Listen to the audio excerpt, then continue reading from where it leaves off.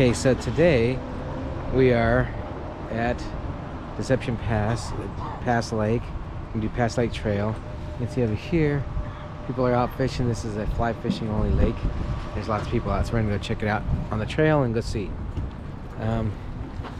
We got the boobs out. There's the boobs. Not those boobs. And Gia. So here's the trailhead beginning. And we're gonna go check it out. I think it's supposed to be about 4 miles or so. We'll see.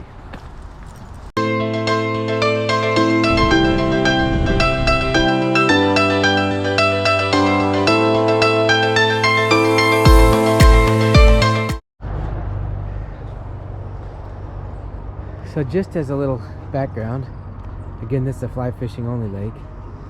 You can see them out there fly fishing and no motors, catch and release. I've never been out here to fish. I'd like to. Maybe if there's a spot where we can throw in, maybe we'll try.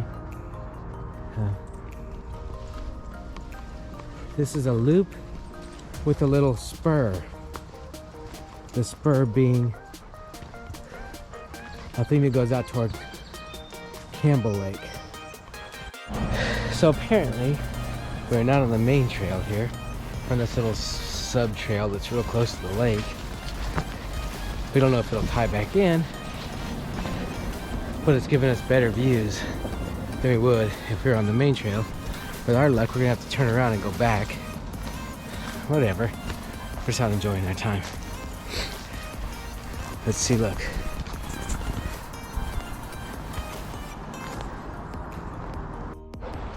All right, so we get back on the main trail,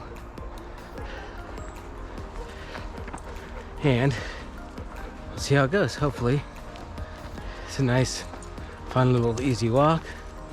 I packed some extra garbage in my backpack so that I could keep practicing getting ready for hiking in the montañas with the backpack. And we're going. Supposedly this trail has about 1,500 feet of elevation gain because it's some up and downs apparently. And I think it was like 4.7, I think, round trip out and back. Not completely sure, so we'll see. We'll see what happens. So here's a little scale of the trees.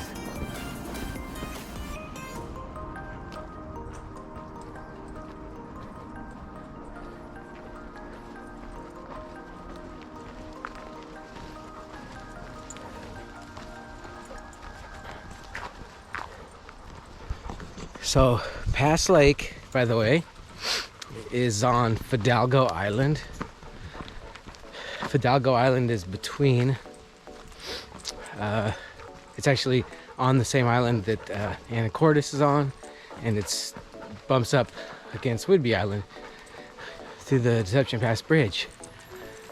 And Fidalgo Island has the ferry to Canada and San Juan's through Anacortes. And there's, I don't know, 4 or 5 big lakes on Fidalgo Island. Campbell, Hart, Pass, Whistle. I think there's definitely some smaller ones, but and it also has Mount Erie, which is a nice climb, drive up or climb up or whatever you want to do. So we're on Fidalgo Island, enjoying the day. So I know I've said it before in other things I've recorded or videoed, but the forest is so dynamic. This is all fresh. There's one tree came across the trail here, 2 trees that are fresh cut, and we've already stepped over a couple other ones back there, and there's another one looks like a fresh blowdown. When winter comes, so many trees fall, add to the whole ecosystem. Look up there, you can see more laid out. Just bang, bang, bang. The wind blows, starts taking them down. Look at that root ball back there. It's probably from the bottom of the tree stuff right there is probably 8 to 10 feet up to the top. That's not even the whole thing. And then all down here, you see all cut, all falling up that way. Over here, this one, so it's like those two both came down. This one came down this way, stumbled, split down, went down that way. This big huge thing up here, I mean, you wonder, did this happen in the same storm? Did this happen over multiple storms? But look at that tree. Try to get a scale here. And this is 30 feet from the bottom. Head.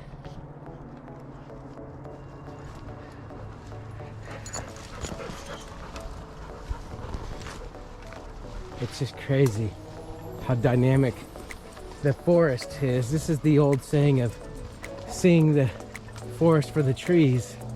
When you look at it from afar, it's just one big green blanket.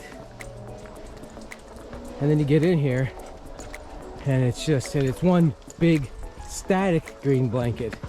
And then you get in here and it's ever changing and in big waves with big trees going down. So I think it's interesting.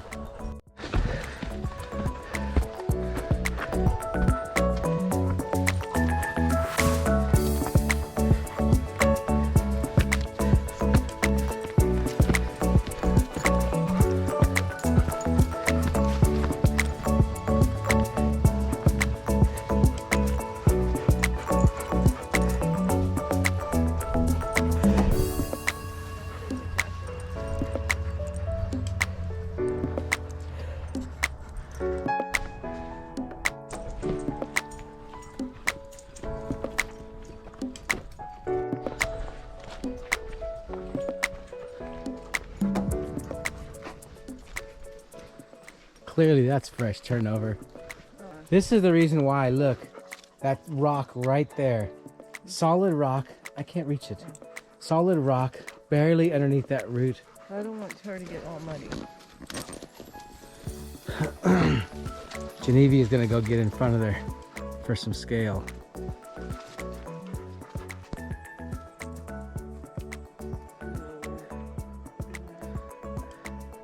I have to back up to get the whole thing in my video screen here.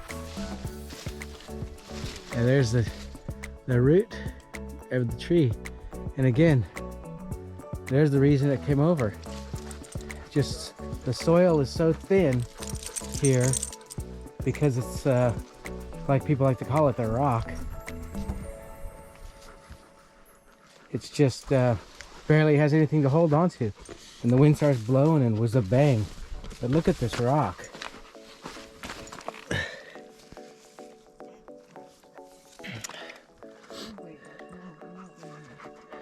The geologist might be able to tell us about this. This is interesting. Look at these different layers. Look at this red. And then this right here. The whites.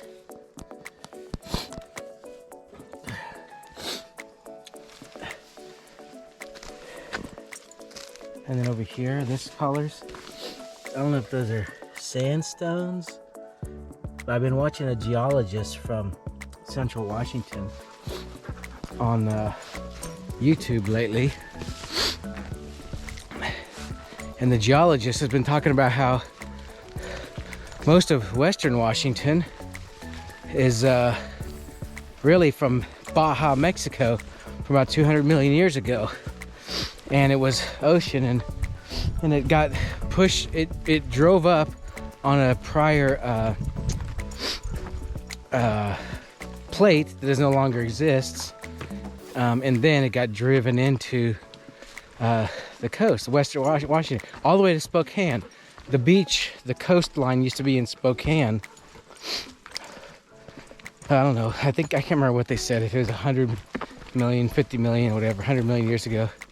And then, so a lot of the area over here, they called it a big battleship, a big block of land came up and then made Washington from Spokane all the way to the coast, and then the San Juan plate started shoving underneath and pushing up the Cascades in the last 50 million years with many different volcanoes, and currently only Baker, Rainier, Glacier, Adams, and St. Helens, they're all less than 2 million years old, which I found amazing. And they, because it said the glaciers only live to be, volcanoes only live to about 2 million years. Here, we're gonna go here. We're gonna double check my map, make sure I'm not lost again. So here's my screen. We're gonna catch this over to here and then up. So, as I was saying, the volcanoes are only less than 2 million years old, with Mount Rainier being only 500,000 years old, Baker being 1 million. And then there's been a lot of volcanoes that have come and gone in the Cascades since. And they also were saying that Shuxen, which is about 9 million years old, is from the bottom of the ocean from Mexico. If you go up there, Shuxen has a lot of what they call this green rock or green stone, which is made under the ocean down near Baja, and now it's up at North Cascades. So, the Cascades are a lot from Mexico, by the way.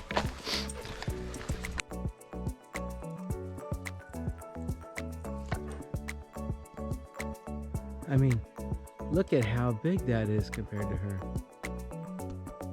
It just goes up, and look how thick.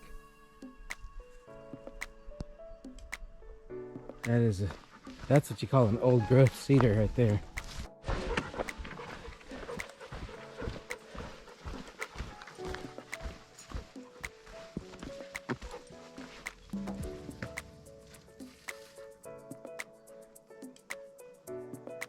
We're going that way.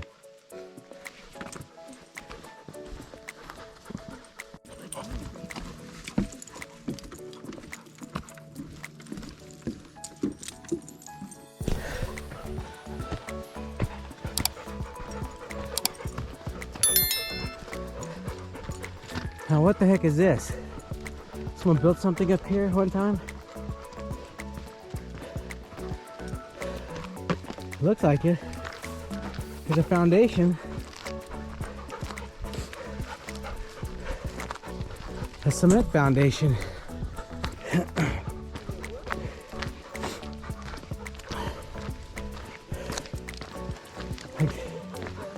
like there was a house up here? What? No. This is like a house or something, Monkey Funky. Look. Foundation. Here's the steps from somewhere to the back. Porch. Side. Somebody had a house up here. And what do we find? Hyacinths and a bumblebee.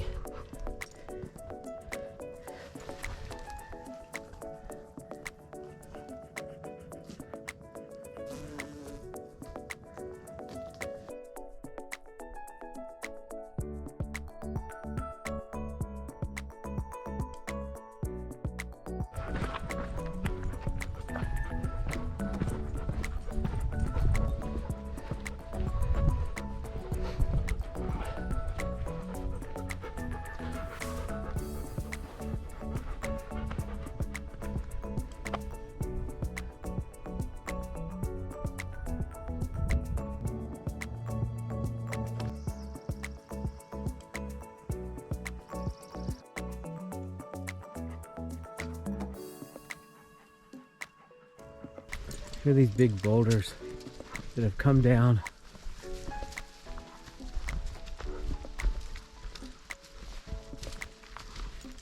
And there's trees growing around them. And look at that big tree up there that they fell that one.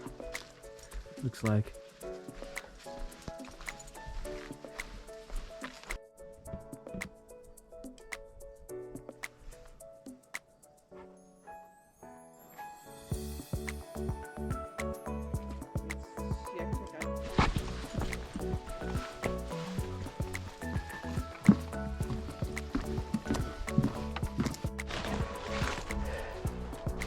So check out where this tree fell. Follow, follow, follow. Landed right up there in that V on that pine tree, the Douglas fir.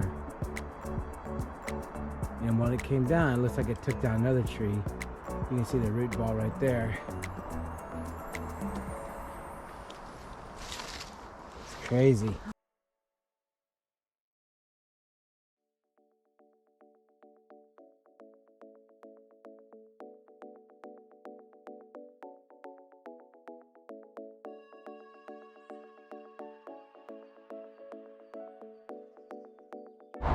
So we're finishing up the little trail.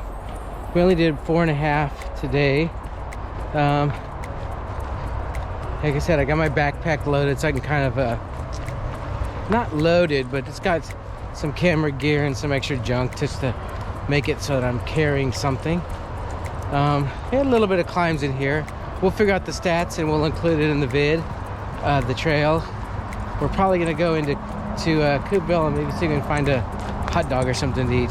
So let's take a look at the lake real quick over here. Go show you what it looks like from down here. It's a beautiful lake. Gia, stop it.